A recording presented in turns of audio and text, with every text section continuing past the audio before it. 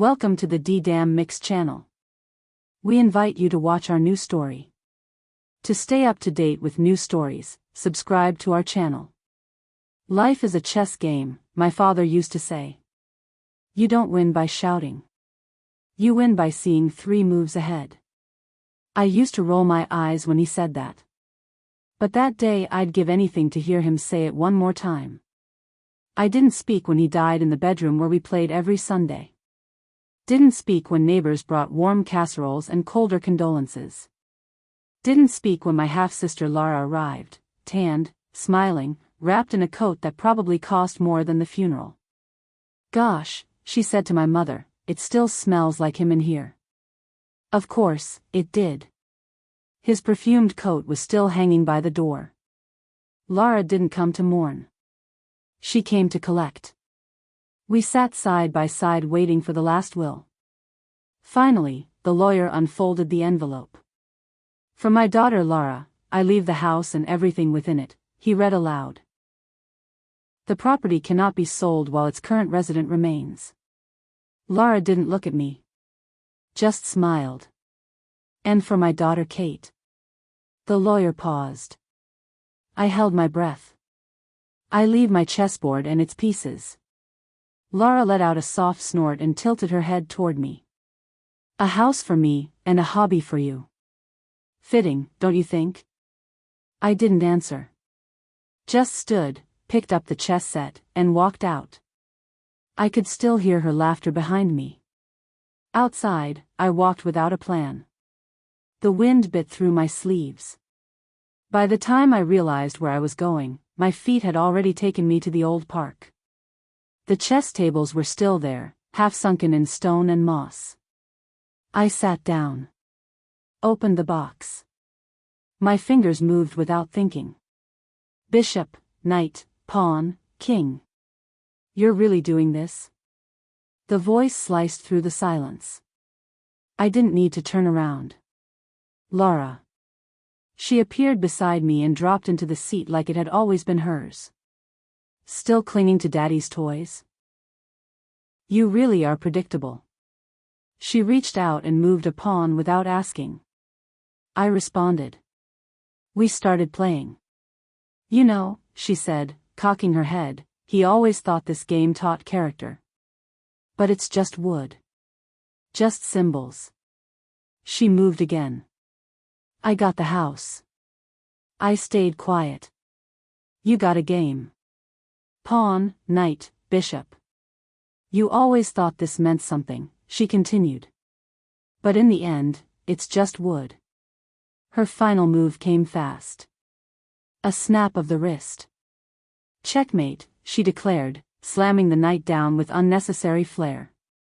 Then, for the drama, or maybe just for cruelty, she stood and swept the board with her arm. No point in clinging to illusions. The pieces scattered. Some bounced on the stone table. Others tumbled into the grass. One landed near my foot. I reached down. Picked it up. It was heavier than I remembered. I rolled it between my fingers. Click.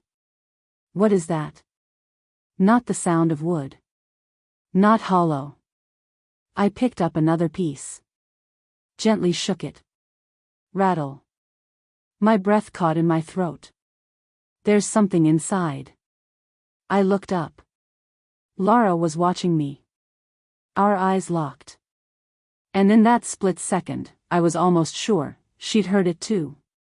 But she tilted her head, as if bored, and let her gaze drift past me like I wasn't even there.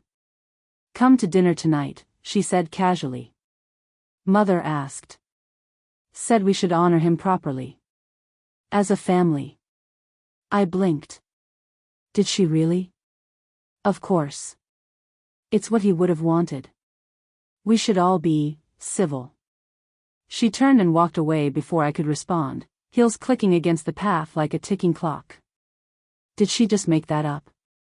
Or did she plan it? Knowing Lara, either answer could be true. She was clever.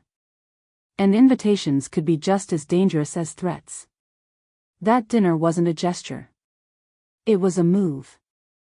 She is playing with me now. And I had no choice but to sit at the board. A few hours later, Lara was already in the kitchen when I came downstairs, humming, stirring, plating food like she'd done it 1,000 times. She even wore an apron. The one she used to call, tragically domestic. "Evening," she said brightly, opening the oven. "Hope you're hungry. I made rosemary chicken. And there's a vegan option for Mom." I blinked. Our mother looked up at Lara as if someone had replaced her overnight. "You cooked?" she asked, brows raised. Lara laughed sweetly. "It's not that hard. I followed a recipe. Even cut fresh parsley for garnish." "Fresh parsley?" "Of course." I took my seat in silence. Across from the imposter who wore my sister's face. Throughout the meal, Lara kept the performance going. Passing dishes with both hands, topping off water glasses, smiling like she hadn't just mocked me in a park hours earlier. She didn't look at me. Not directly. Not until I stood and placed the chessboard on the hallway console. Just behind me. Just in view. Closed. Waiting. That was my move. A pawn offered. I wanted to see if she'd flinch. She didn't flinch. But her smile stretched a little too tight. Our mother noticed. "You've been very sweet today," she said to Lara, her voice light but deliberate. "Unusually sweet. I'm trying to be better. We're family, right? Some bonds are stronger than others," our mother said, cutting into her food. "Especially when they're tested. When people choose to stay, to support." Her eyes didn't leave me as she said it. I forced a smile. "Is that what this is? Support?" "I just think," she said, setting down her fork, "that your father, he finally saw who truly stood beside him. Who gave him peace." "Peace?" I asked, my voice tightening. "You mean silence? Compliance?" "He didn't want peace, he wanted loyalty." "And you think that was you?" I looked at Lara. "I stayed. I bathed him. Fed him. Watched him fade." "And he left you a game," Lara said, still smiling. "Maybe that says more about him than me," I said sharply. No," Lara's mother leaned forward. "He gave my daughter the house because she deserved it. She sacrificed more than you know. And maybe it's time you stopped acting like the victim." "I'm not acting. You're just not used to seeing me speak." There was a pause, full, sharp. Then Lara laughed. "Okay, let's not ruin dinner. This is supposed to be nice." Her mother turned to me. "You should start packing in the morning. Just so there are no complications." I stared at her. At both of them. At the fake peace they tried to pass as family. I picked up my plate. Quietly brought it to the sink. I didn't say thank you. I didn't say anything. Just turned, walked upstairs, and locked my door behind me. I knew one thing for certain. Dinner wasn't over. The house held its breath. I was waiting. Suddenly, somewhere in the darkness, I heard the soft creak of floorboards. A quiet click of a drawer. A velvet shuffle. Lara was crouched over the chessboard, the pieces already scattered, some opened. A paring knife beside her. One of the rooks cracked in half. A small velvet pouch in her hand, glinting with stolen pride. "So," I said calmly.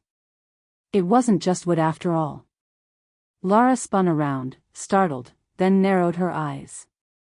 "You knew?" I didn't answer. She stood, straightening herself like a dancer on a stage. "I solved it," she said. "He left the real gift inside the game. And I found it. You broke it open like a thief. He gave you the board, but he gave me the meaning. And now I have it. Do you?" From the shadows behind us, her mother emerged. She figured it out, she said simply. And you didn't. I looked at both of them. At the confidence in Lara's eyes. At the satisfaction twisting in her mouth. They were already reaching for the stones. Lara lifted the pouch and dropped a few of them onto her palm, bright, glassy things. Check and mate, she whispered. I looked at her. No. Zugzwang. What? It's a chess term. It means every move you make now only makes things worse. The mother frowned. What are you talking about? I stepped closer to the table. Tapped one of the pieces Lara had cracked open. Glass. Colored, smooth. From a sewing kit I've had since I was 15. I looked straight at Lara. You found what I let you find. She went pale. The stones you found? They're fakes. Glass. From an old bead kit I used to keep for sewing buttons. I swapped them out the morning after the funeral. Lara's face paled. You're lying. I reached into my coat and pulled out a slim envelope. Here's the deposit confirmation from the bank. The real pouch is already locked away. Under my name, safe, untouchable. Lara stepped back as the paper burned her. Her mother said nothing.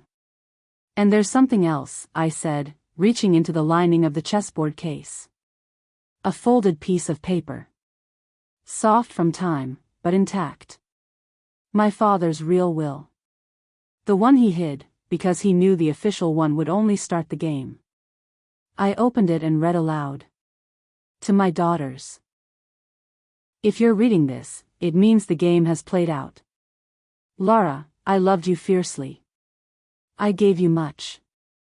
You had freedom, opportunity, and every chance to show who you are. To your mother, I gave all I could.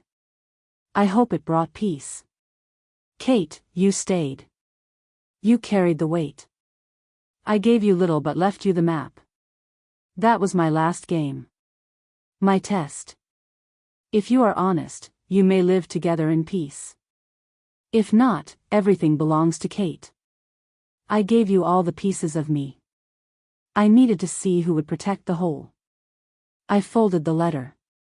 Silence hung between us like fog. I looked at Lara, then her mother. Checkmate. Write in the comments what you think about this story and subscribe to our channel D-Damn Mix.